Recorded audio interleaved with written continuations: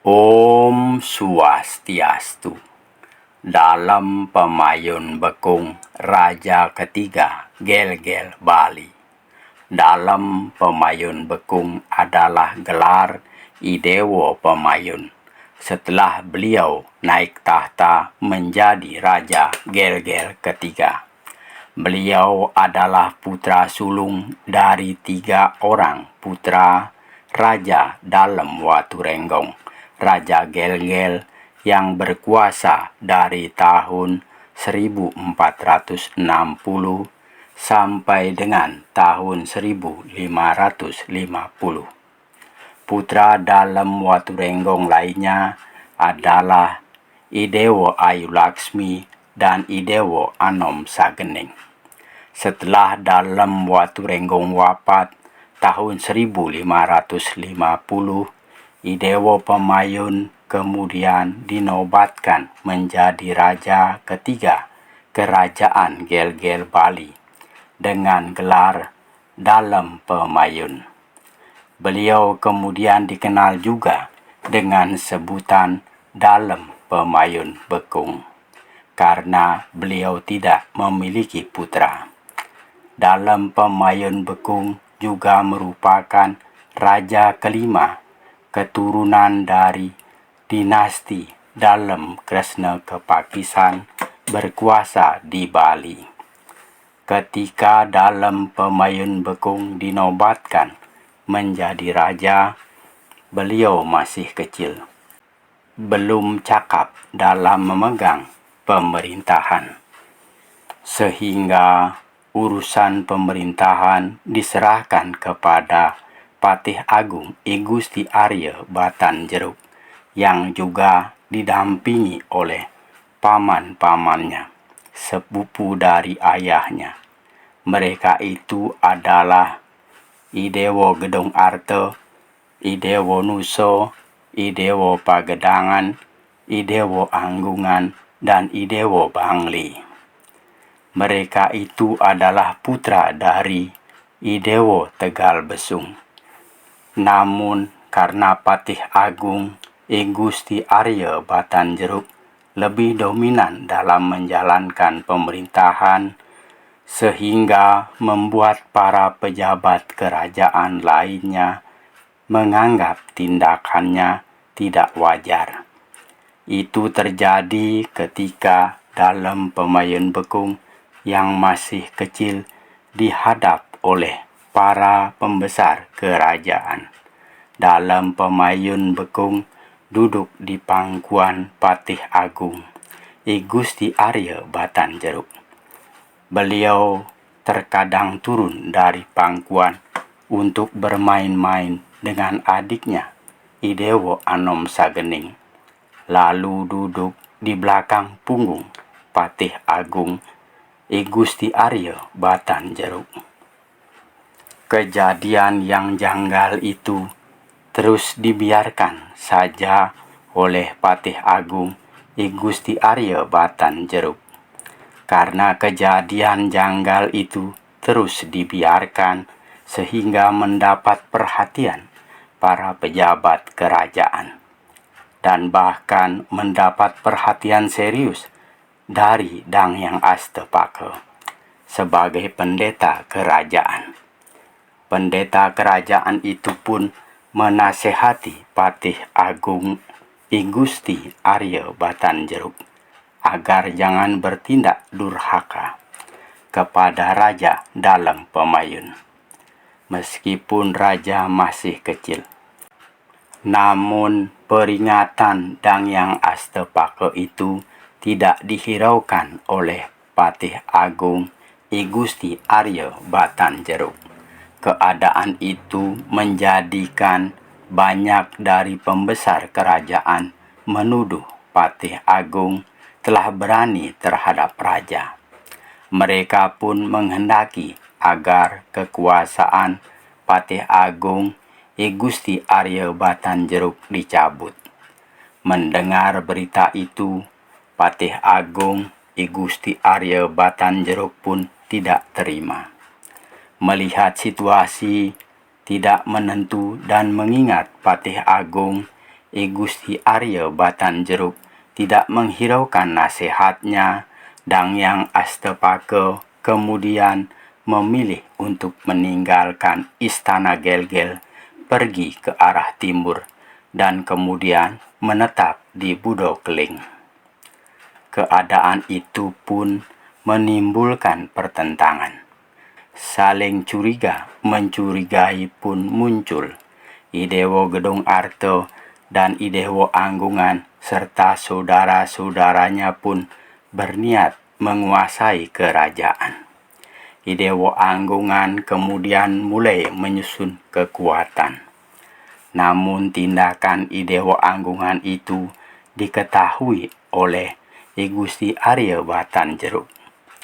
I Gusti Arya Batan Jeruk pun tidak suka kekuasaannya direbut dari tangannya. Mengetahui rencananya diketahui, Idewo Anggungan pun kemudian mengadakan pendekatan dengan Patih Agung I Gusti Arya Batan Jeruk dengan mengabarkan bahwa pamannya I Gusti Agung Manginte di kapal telah siap akan menyerang Gelgel untuk menggantikan kedudukan I Gusti Arya Batan Jeruk sebagai Patih Agung. Karena sebagai pamannya, I Gusti Agung Manginte merasa dirinya lebih pantas menjadi Patih Agung. Patih Agung I Gusti Arya Batan Jeruk pun khawatir kedudukannya sebagai Patih Agung akan direbut.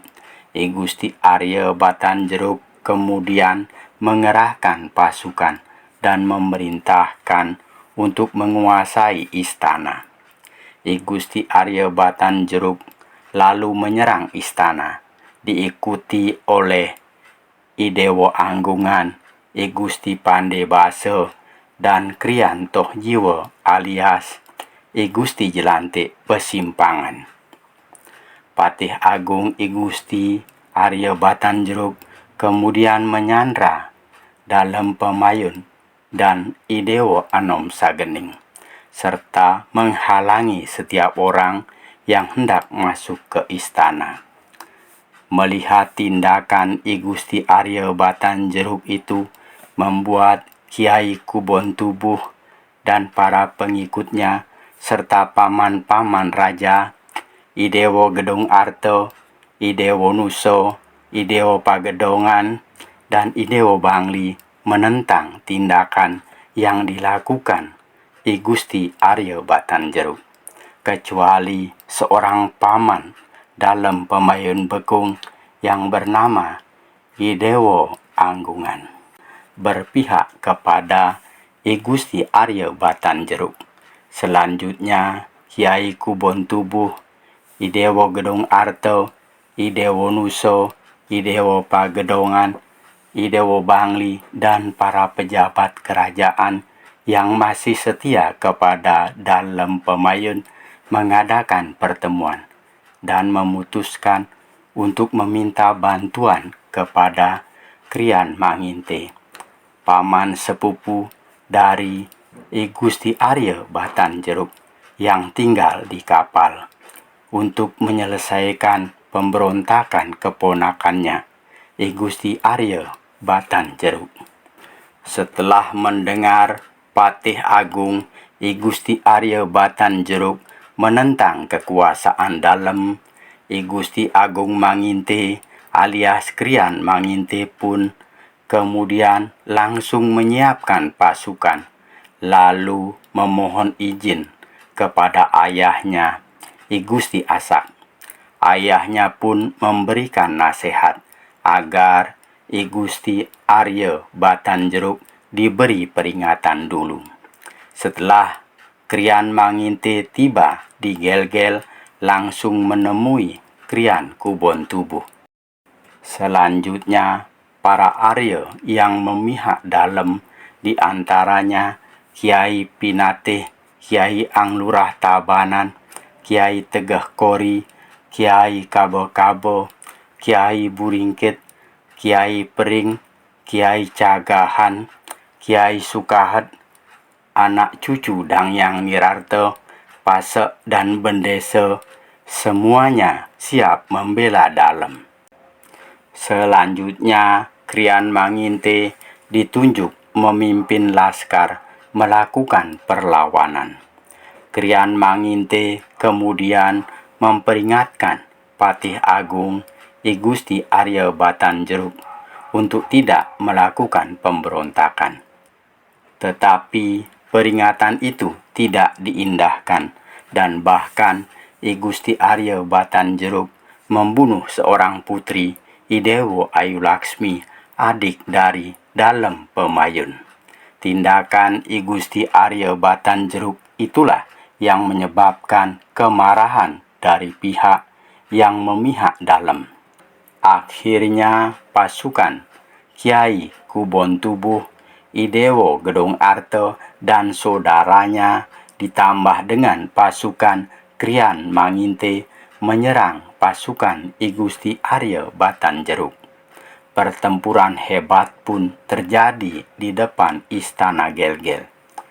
Kiai Kubon Tubuh kemudian berhasil menerobos masuk istana dan berhasil menyelamatkan Dalem Pemayun Bekung dan adiknya I Dewo Anom Sagening.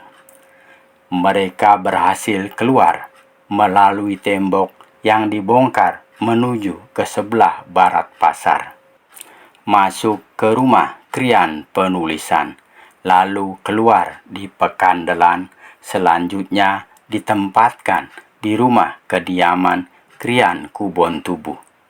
Ketika itu pasukan pemberontak mulai terdesak. Dalam situasi terkepung, I Gusti Pandebase menghancurkan gerbang istana. Akhirnya berkat nasihat dan bantuan Kiai Gusti Lurah Sidemen, besannya I Gusti Pandebase menyerahkan diri. Begitu pula I Dewo Anggungan menyerah. Tetapi Krian Tohjiwo terbunuh oleh Krian Manginte. Keadaan itu membuat I Gusti Arya Batanjeruk bersama istri dan seorang putra angkatnya I Gusti Oke serta saudara-saudara lainnya pergi meninggalkan Istana Gelgel menuju ke arah timur. Mereka terus dikejar oleh laskar Krian Manginte. Ketika hari mulai gelap, mereka sampai di desa gunung. Mereka pun terus dikejar.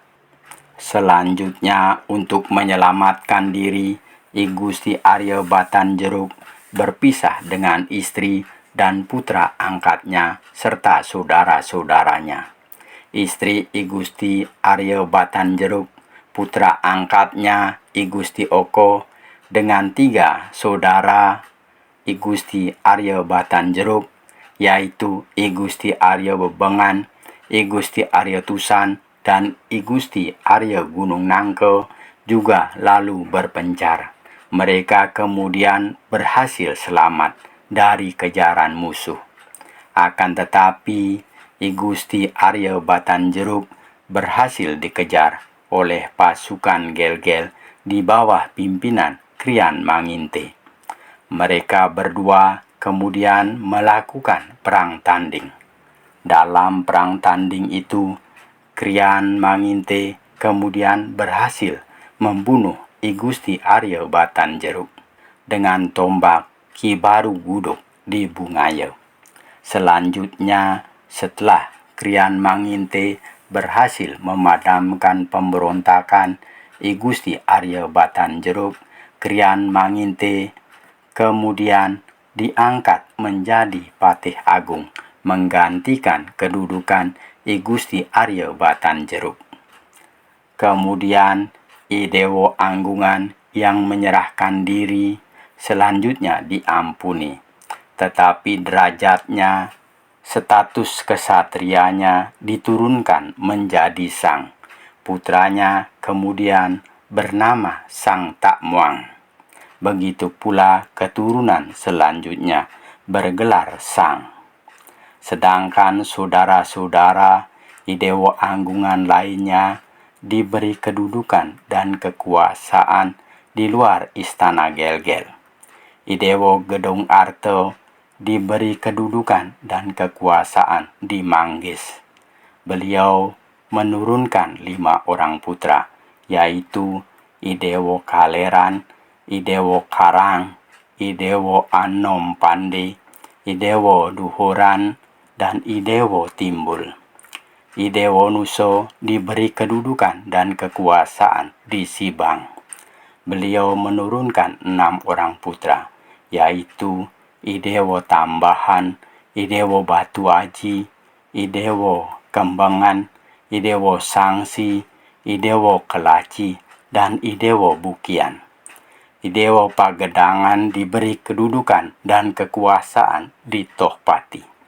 Beliau menurunkan 6 orang putra, yaitu Idewo Pelangan, Idewo Besang, Idewo Babakan, Idewo Bangun Sakti, Idewo Undisan, dan Idewo Bakas. Dan Idewo Bangli diberi kedudukan dan kekuasaan di Bangli.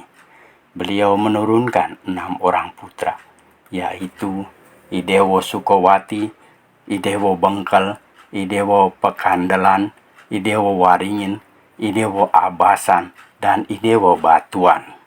Kecuali seorang putra yang bernama Idewo Abasan tetap tinggal di Gelgel. Selanjutnya, I Gusti Pande Baso yang juga diampuni kemudian kembali diberi jabatan di kerajaan. Kemudian setelah pemberontakan, I Gusti Arya Batanjeruk dapat dipadamkan sekitar pertengahan abad ke-16 terjadi kembali pemberontakan. Pemberontakan itu dilakukan oleh Kiai Ngurah Janggaran. Untuk mengatasi pemberontakan Kiai Ngurah Janggaran itu, dalam Pemayun Bekung kemudian menugaskan Kiai Anglurah Tegeh Kori, Raja Badung, untuk memadamkan pemberontakan itu. Raja Badung pun kemudian mengutus Kiai Bebet, putra dari Kiai Gede Rake, yang merupakan cucu dari Kiai Notor Wandire, yang tinggal di Puri Nambangan, Pembedelan, untuk memadamkan pemberontakan Kiai Ngurah Janggaran itu. Kiai Bebet selanjutnya memimpin pasukan memadamkan pemberontakan Kiai Ngurah Janggaran itu. Setelah terjadinya pertempuran, terjadilah kemudian perang tanding antara Kiai Bebet dan Kiai Ngurah Janggaran. Dalam perang tanding itu, mereka sama-sama kuat dan sakti. Perang tanding pun berlangsung lama. Tidak ada yang kalah dan tidak ada yang menang. Mereka sama-sama terluka.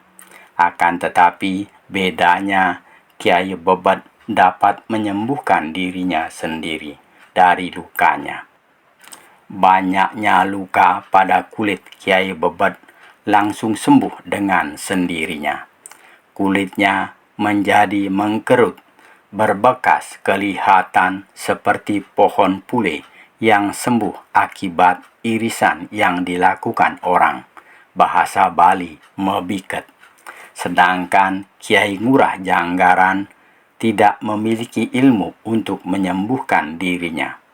Karena kemampuannya dapat menyembuhkan dirinya itulah akhirnya Kiai Ngurah Janggaran mengaku kalah dan menyerah kepada Kiai Bebet.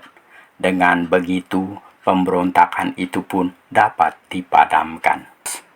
Atas jasa yang dilakukan Kiai Bebet itu, Kiai Bebet kemudian diberi penghargaan, dan berkat kesaktiannya yang dapat menyembuhkan dirinya sendiri itu, Kiai Bebet kemudian diberi gelar Kiai Jambe Pule alias Kiai Biket oleh Raja dalam Pemayun Bekung. Sejak itu, Kiai Bebet menyandang gelar Kiai Jambe Pule alias Kiai Biket. Selanjutnya, pada masa pemerintahan dalam Pemayun, di samping terjadi pemberontakan, juga pada tahun 1570 terjadi peristiwa perginya warga Pandebratan dari desa Bratan ke berbagai desa di Bali. Perpindahan itu akibat dari penyerangan yang dilakukan warga Kayu Selem Batur terhadap warga Pande di desa Bratan. Ketika peristiwa penyerangan itu terjadi, yang menjadi kepala desa di desa Bratan adalah Pandebratan.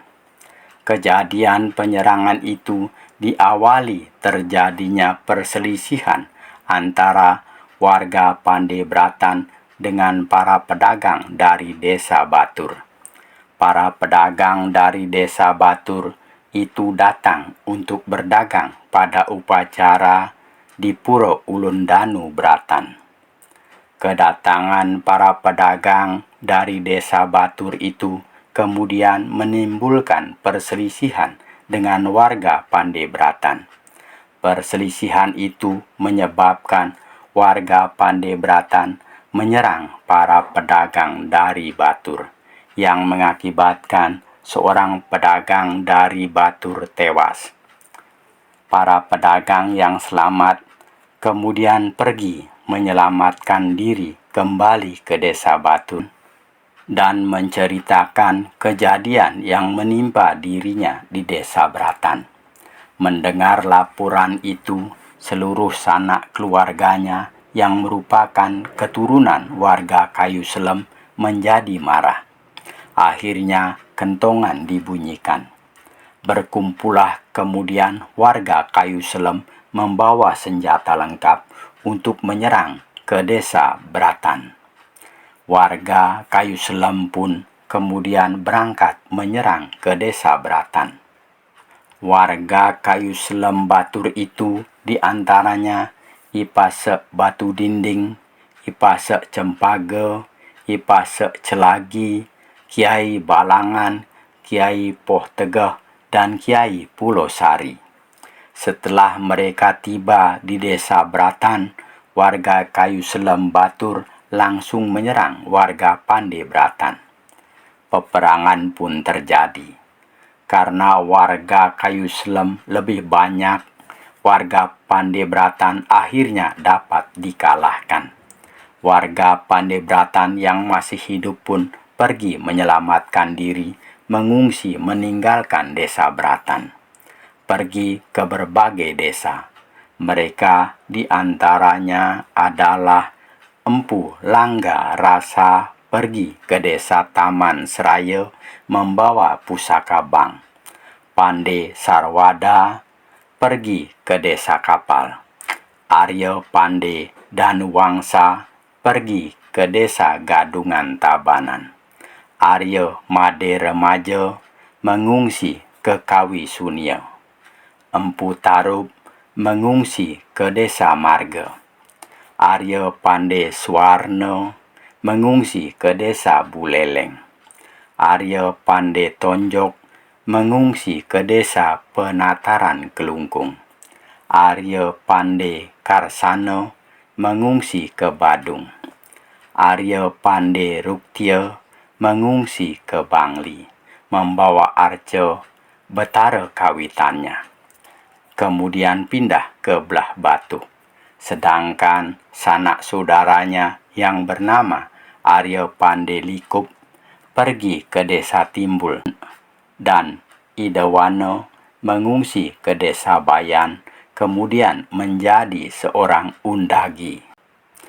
Akibat peperangan antara warga Kayu Selem Batur dan warga Pandebratan itulah menjadikan warga Pandebratan menyebar ke berbagai daerah di Bali. Selanjutnya, 8 tahun kemudian, pada tahun 1578 terjadi kembali pemberontakan. Pemberontakan itu dilakukan oleh I Gusti Pandebasa, pejabat kerajaan yang pernah diampuni karena ikut melakukan pemberontakan bersama I Gusti Arya Batan Jeruk. Pemberontakan I Gusti Pande Base itu terjadi berawal dari dugaan terjadinya perselingkuhan yang dilakukan oleh Kiai Tlabah. Kiai Tlabah pernah menyenangi istri I Gusti Pande Base, yang menyebabkan I Gusti Pande Base sangat membenci Kiai Tlabah. Kebetulan ketika itu I Gusti Pande Base mengetahui selir raja dalam Pemayun Bekung yang bernama Ni Gusti Samuan III pernah disenangi oleh Kiai Tlabah, dan diketahui Kiai Tlabah memiliki kalong bebadong yang pernah dipakai oleh Ni Gusti Samuan III. I Gusti Pande Base kemudian berusaha mencari cara untuk menyingkirkan Kiai Tlabah dengan cara menunjukkan kalung bebadong itu kepada dalam Pemayun Bekung. Melihat kalung bebadong istrinya dimiliki oleh Kiai Tlabah, raja dalam Pemayun Bekung menjadi sangat marah karena kalung bebadong itu adalah kalung pemberian dirinya untuk istrinya Ni Gusti Samuan III. Beliau menduga istrinya itu telah berbuat serong dengan Kiai Tlabah. Dalam Pemayun Bekung kemudian menyuruh I Gusti Pande Base untuk membunuh Kiai Tlabah secara rahasia karena keluarganya sangat banyak. Selanjutnya, berdasarkan perintah raja dalam Pemayun Bekung, I Gusti Pande Base selanjutnya menugaskan abdinya dari desa Panasan yang bernama Ki Capung untuk membunuh Kiai Tlabah secara rahasia. Setelah diketahui Kiai Tlabah berada di Kuto, di wilayah kekuasaannya, Ki Capung pun langsung berangkat ke Kuto. Selanjutnya di Kuto, Ki Capung berhasil membunuh Kiai Tlabah tanpa meninggalkan jejak. Namun karena pembunuhan terhadap Kiai Tlabah telah menjadi pembicaraan masyarakat umum di Gelgel, I Gusti Pande Base menjadi khawatir rahasia pembunuhan itu akan diketahui. I Gusti Pande Base kemudian mengadakan pertemuan rahasia dengan dalam Pemayun Bekung, membicarakan masalah Ki Capung yang sering keluar masuk istana Gelgel. Akhirnya, untuk menghilangkan jejak pembunuhan terhadap Kiai Tlabah, mereka berdua selanjutnya memutuskan untuk membunuh Ki Capung dengan cara diperdaya. Selanjutnya, pada suatu malam, Ki Capung diajak keluar dari Gelgel oleh I Gusti Pande Base. Di tengah perjalanan, pada tengah malam, I Gusti Pande Base mengatakan bahwa ada sesuatu yang tertinggal di istana. Ki Capung kemudian disuruh kembali ke istana. I Gusti Pande Base berpesan seandainya pintu gerbang istana terkunci agar Ki Capung berusaha untuk masuk dengan berbagai cara. Sebenarnya situasi istana sudah diatur oleh I Gusti Pande Base bersama dalam Pemayun Bekung. Sesampainya di istana, Ki Capung melihat pintu istana telah terkunci. Karena setelah digedor beberapa kali, pintu gerbang istana tidak dibuka, maka Ki Capung pun kemudian berusaha masuk dengan memanjat tembok istana. Namun tiba-tiba datanglah beberapa penjaga istana menombak Ki Capung hingga tewas. Mendengar Ki Capung terbunuh, istrinya datang dan menangis histeris serta membongkar rahasia penyebab kematian Kiai Tlabah. I Gusti Biasamo, salah seorang putra I Gusti Pande Base yang mendengar teriakan istri Ki Capung membuka rahasia ayahnya, I Gusti Biasamo kemudian menyeret istri Ki Capung ke dalam pasar dan menyuruhnya agar diam. Tetapi ucapan-ucapan dari istri Ki Capung semakin keras dan semakin banyak orang yang mendengarnya di tengah pasar. Karena tidak bisa disuruh diam, akhirnya istri Ki Capung dibunuh oleh I Gusti Biasamo. Berita mengenai rahasia pembunuhan Kiai Tlabah itu kemudian didengar oleh Kiai Anglurah Kance, salah seorang kerabat Kiai Tlabah. Kiai Anglurah Kance pun langsung menghadap raja dalam Pemayun Bekung. Kiai Anglurah Kance kemudian memohon agar I Gusti Pandey Basa dijatuhi hukuman mati atas perbuatannya. Dalam Pemayun Bekung tidak membelanya dan bahkan mengabulkan tuntutan dari Kiai Anglurah Kance. Tentu saja keputusan dalam Pemayun Bekung sangat mengecewakan I Gusti Pandey Basa. I Gusti Pandey Basa bersama keluarganya kemudian bertekad menghadapi apapun yang akan terjadi demi membela kehormatan keluarga.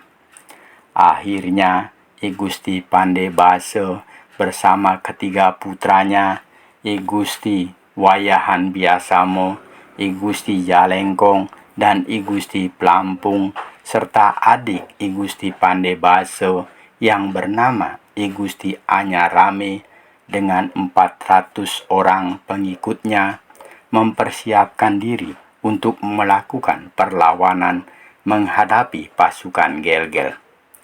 Pertempuran pun kemudian terjadi.